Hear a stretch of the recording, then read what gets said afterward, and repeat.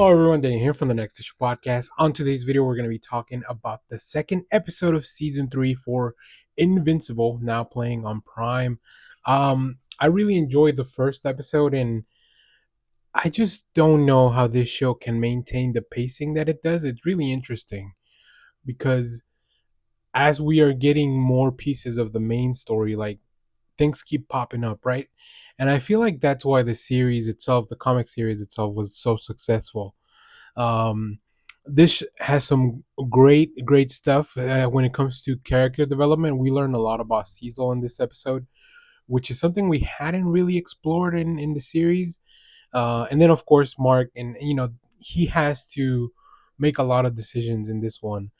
So there's a lot of conflict here. There's a lot of reshuffling of the groups. We'll get into all those details, but yeah, another great episode of Invincible. And I can't wait to see the third one. I'm very excited. I try not to watch them before making the review so that nothing kind of comes in from that other episode. All right, so we begin with a flashback to CECIL, an early mission when he was an agent, and about this bomb that's about to be diffused by these two like crazy cultists from the Fire Fist or whatever. Uh, and we see how he got his scar, which is a more gnarly thing that you would think. This bomb goes off and it just takes off everything, like his whole skin pretty much. So the scar you see CECIL has on the side of his face is actually his original skin. Everything else is like some artificial skin. The government has that technology in this world to make sure that people are stay alive, I guess. We do see that CECIL goes to prison because after his boss recruits those two people that exploded the bomb to turn them into assets, kind of like how CECIL's been doing now in the present. CECIL doesn't accept this. He kills them. He goes to prison, where he's rehabbed.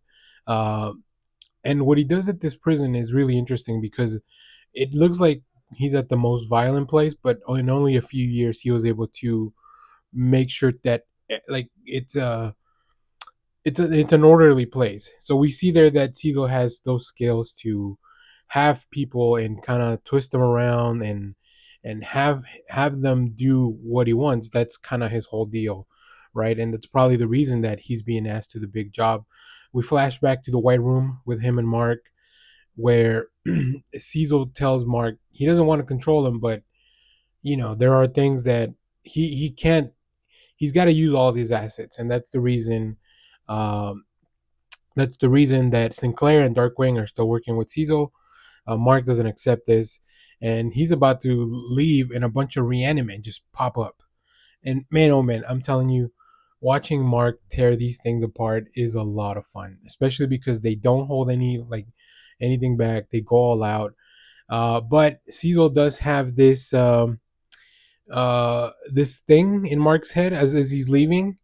We see that CECIL has a thing that will like create some kind of frequency that we saw him when he fought the big Lobster King, um, and it just rings in Mark's head, and it's taking him out almost. So CECIL implanted something in Mark to keep control of him.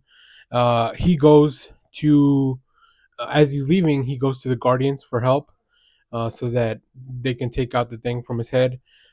CECIL shows up, the Reanimen show up, and a big brawl with the Guardians of the Globe because they want to help Mark. They don't. They know that they know how CECIL is. They don't want. Well, for the majority of them don't want whatever's happening to Mark to continue. So after a big blowout, a lot of a lot more Reanimen dead. Um, the Guardians have to make a decision as well. So Mark goes home. He goes to regroup with his mom and his brother. The Guardians also, they split up. Not everyone stays back and decides to keep working for CECIL. So that's really it's very interesting because now the heroes are pretty fractured. So how that's gonna affect them, as they have to kind of unite to fight these Voltrumites that are coming. We get another flashback to CECIL meeting Omni-Man for the first time when he finally took over the agency job. It's very very interesting. So, and then finally in the post credit scene, we get Eve and Mark kind of having a heart to heart picking up from where they left off before the original fight in the first episode.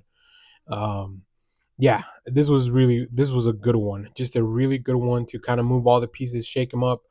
Mark now working with CECIL again. Uh, the way CECIL and Mark's relationship flip flops is like it feels like it happens almost every other episode. Which when you don't have a lot of episodes, it makes sense, right? Um, because they both want to protect Earth. They just both have very different approaches to it. I'm interested to see how the Guardians of the Globe that left, what they're gonna do. Maybe they'll form a new team.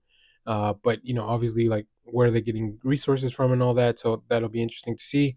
And then the Guardians of the Globe that stayed, which now include Darkwing, how that's gonna play out. So Cecil mentioned to the Guardians that stayed that he will have Darkwing can join the team, and then also the Reanimen will show up whenever they need them.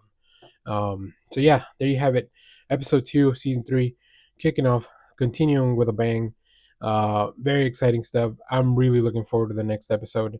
So if you saw this one, let me know what you thought about it down in the comments. As always, thank you for watching, everyone. Remember to share, like, subscribe, hit the bell so you know when we go live.